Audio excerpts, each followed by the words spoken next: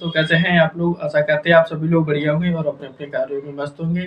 आज हम आप लोगों के लिए लेकर आए हैं एक नए प्रश्न, ठीक है, जो कि हमारे आईटीआई से संबंधित होंगे, क्योंकि आने वाले समय में सभी लोगों के, अब आईटीआई वालों के एग्ज़ाम होने वाले हैं।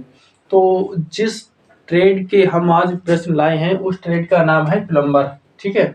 प्लम्बर के फर्स्ट सेमेस्टर में सेफ्टी को लेकर प्रश्न हैं, ठीक है, जो कि एग्जाम में पूछे जाएंगे, ठीक है दोस्तों।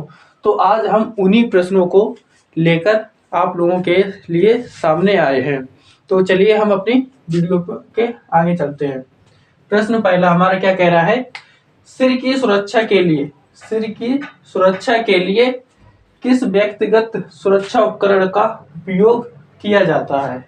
यानी पहले तो हमें ये देखना है कि जो हमारा प्रश्न है वह क्या कह रहा है, क्योंकि हम कभी-कभी ऐसा होता है कि हम बिना प्रश्न को पढ़े ही हुए आंसर लगा देते हैं या दे देते हैं, तो उसमें हमारा आंसर गलत चला जाता है। तो हम यहाँ पे यही करेंगे कि सिर की सुरक्षा के लिए किस व्यक्तिगत सुरक्षा उपकरण का उपयोग किया जाता है।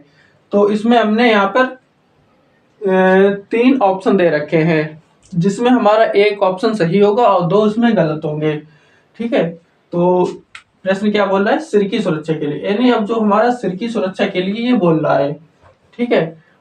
तो इसमें अब सिर की सुरक्षा के लिए हमें आंसर देखना है अपना, तो इसमें हमारा कौन सा गलत है और कौन सा सही है। देखिए, गमबूट्स उसमें हो नहीं सकते हैं, तो ये आंसर है नहीं अपना। नोज मास्क, ये भी नहीं आंसर है अपना। अब इसमें हमारा आ जाता है सिर की सुरक्षा। सिर की सुरक्षा के लिए जो हमारा सही आंसर रहेगा तो वह रहेगा हमारा हेलमेट। कौन सा आंसर रहेगा? हेलमेट, ठीक है दोस्तों। अब हम अपने दूसरे प्रश्न की तरफ बढ़ते हैं। पैर की सुरक्षा के लिए पीपीई का उपयोग किया जाता है, ठीक है। पीपीई का मतलब होता है, हिंदी में इसको कहते हैं व्यक्तिगत सुरक्षा उपकरण, ठीक है, व्यक्तिगत सुरक्षा उपकरण, ठीक है। और पीपी का पर्सनल, ठीक है, पर्सनल प्रोटेक्शन इक्विपमेंट, ठीक है। पर्सनल का व्यक्तिगत हो गया और प्रोटेक्शन माने सुरक्षा हो गया और इक्विपमेंट माने हमारा उपकरण हो गया, ठीक है। पीपी का मतलब ये होता है। तो यहाँ पे इसके जो आंसर यहाँ पर भी हमने 3 दे रखे हैं, हेलमेट, ईयर प्लग और सेफ्टी शूज। और यहाँ पे जो हमारा प्रश्न क्या बोल रहा है? पैर की सुरक्षा के लिए। तो पैर की सुरक्षा के लिए जो हमारा आंसर इसका जो सही रहेगा तो वह रहेगा हमारा सेफ्टी शूज। कौन सा रहेगा? सेफ्टी शूज, क्योंकि सेफ्टी शूज बोल रहा है, क्योंकि शूज माने जूता होता है, सेफ्टी माने मतलब आपको पता ही है, सुरक्षा। तो ठीक है दोस्तों, अब हमारा तीसरा प्रश्न। तीसरा, हाथ की सुरक्षा के लिए किस व्यक्तिगत सुरक्षा उपकरण का उपयोग किया जाता है? ठीक है। अब ये क्या बोला है? हाथ की सुरक्षा के लिए। कहाँ की? हाथ की, क्योंकि जो हमारा ट्रेड प्लम्बर सेमेस्टर 1 का जो पहला भाग है वो सेफ्टी को लेकर है, ठीक है। क्योंकि जब तक सेफ्टी बहुत ही ज्यादा मायने रखती है हम, क्योंकि उसमें उपकरण होते हैं, तो उन उपकरण को कैसे चलाएं, कैसे अपने मतलब बॉडी में लगने से रोकें, ठीक है। जैसे तो हाथ की सुरक्षा के लिए व्यक्तिगत सुरक्षा उपकरण का उपयोग किया जाता है। हाथ के, तो इसका जो पहला ऑप्शन दे रखा है चश्मा, दूसरा दे रखा है फेस शील्ड और इसमें जो तीसरा है वह है हाथ के दस्ताने। तो इसका जो हमारा सही आंसर रहेगा, तो सही आंसर है हाथ के दस्ताने, क्योंकि ये बात कर रहा है किसकी? हाथ की सुरक्षा की। तो इसका जो सही आंसर रहेगा वो रहेगा हमारा हाथ के दस्ताने। अब हमारा चौथा प्रश्न आ जाता है, घायल व्यक्ति के रक्त स्राव को कैसे रोकें? यानी जो हमारा जो घायल व्यक्ति होता है उसका जो रक्त निकल रहा होता है तो उसको कैसे रोकें? तो पहला है पट्टी बांध कर, मरहम लगाएं या दबाव डालें। मान लीजिए अगर पट्टी की व्यवस्था नहीं है, ठीक है, और मरहम की व्यवस्था नहीं है, तो हम क्या करेंगे? उस पर दबाव डालेंगे। उसको दबाव डालने का मतलब है उसका जो जहाँ पे चोट लगी होगी उसको हम कस के दबाए रखेंगे कुछ मिनट तक, जैसे 1 मिनट या आधा मिनट, ठीक है, या 2 मिनट तक, तो जिससे कि उसका जो ब्लड है ना, खून है, वो रुक जाएगा, ठीक है दोस्तों। अब हमारा प्रश्न आ जाता है पांचवा, बेकार कागज अलगाव के लिए डिब्बे का रंग कोड क्या है? ठीक है, यहाँ पे ये बेकार कागज के बारे में कह रहा है, बेकार के कागज के डिब्बे के रंग कोड के बारे में ये प्रश्न कर रहा है हमसे। तो उसका हमारा सही आंसर क्या रहेगा? एक तो हो गया नीला, ठीक है, काला, काली, और तीसरा है लाल। तो इसमें जो हमारा जो रंग रहेगा तो वह रंग हमारा रहेगा नीला। जो नीला रंग रहेगा वह बेकार के कागज के अलगाव का डिब्बे का रंग है, डिब्बे कोड रंग है, ठीक है। तो इसका जो सही आंसर रहेगा बेकार के कागज के लिए तो वो रहेगा हमारा नीला, ठीक है दोस्तों। अब हमारा आ जाएगा छठा प्रश्न। छठा प्रश्न क्या बोल रहा है? प्लास्टिक कचरे के डिब्बे के लिए रंग कोड क्या है? यानी जो प्लास्टिक का जो कचरे का डिब्बा होता है उसका रंग कोड पूछ रहा है। तो उसका जो रंग कोड है तो हमारा वो क्या रहेगा? तो वो हमारा रंग कोड रहेगा पीला। क्या रहेगा? पीला, ठीक है दोस्तों।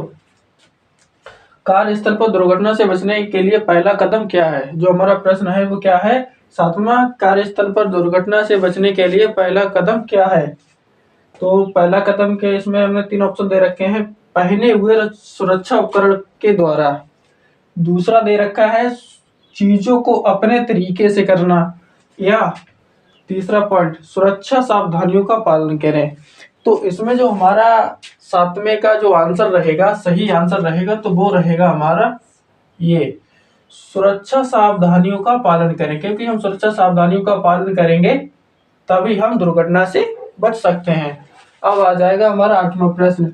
चेतावनी संकेत क्या है? जैसे कि ये त्रिकोण में दिया हुआ है एक रेल का इंजन, तो रेल का इंजन क्या मतलब क्या दर्शा रहा है? स्कूल, संरक्षित या आरक्षित, ठीक है। तो इसका जो हमारा आंसर रहेगा तो वो रहेगा आरक्षित। क्या रहेगा? आरक्षित।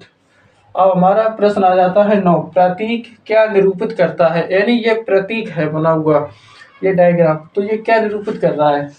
ठीक है, तो इसका जो सामने आंसर दिए हुए हैं, रुके पहला, दूसरा आंसर है रास्ता दें, या फिर पैदल चलने वालों का मार्ग।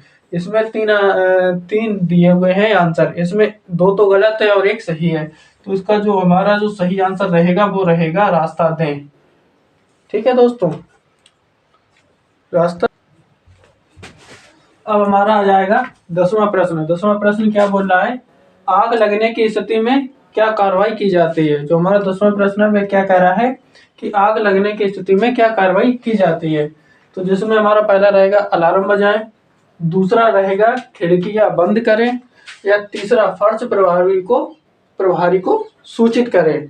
तो इसमें हमारा जो सही आंसर रहेगा तो वह रहेगा अलार्म बजाएं, ठीक है। क्या रहेगा? अलार्म बजाएं।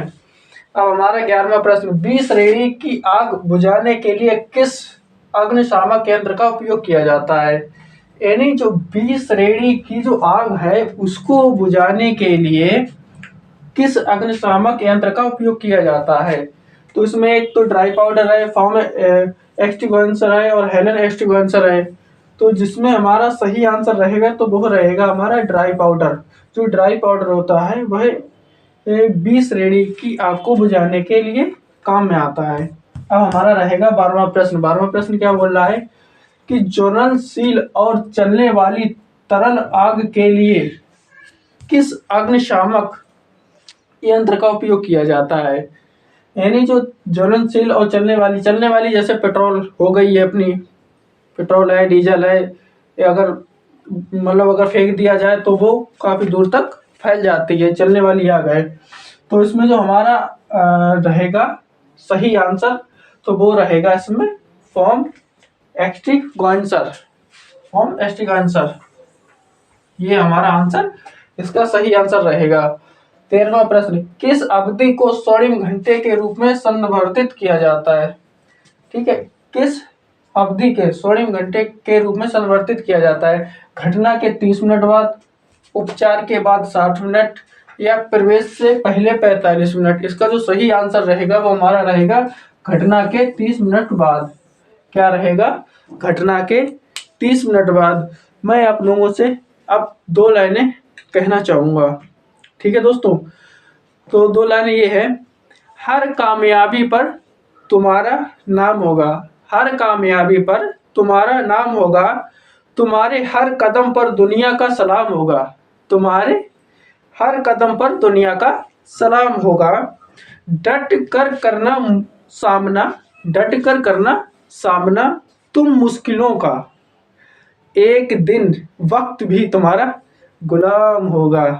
तो दोस्तों बस इतना ही कहना चाहेंगे कि आप बस मेहनत करते रहिए, फल की चिंता ना कीजिए और निरंतर अपने जो कार्य कर रहे हैं उस पर निरंतर आगे बढ़ते रहिए। इसी के साथ आज की वीडियो हमारी यहाँ समाप्त होती है। जय हिंद, जय भारत। हमारे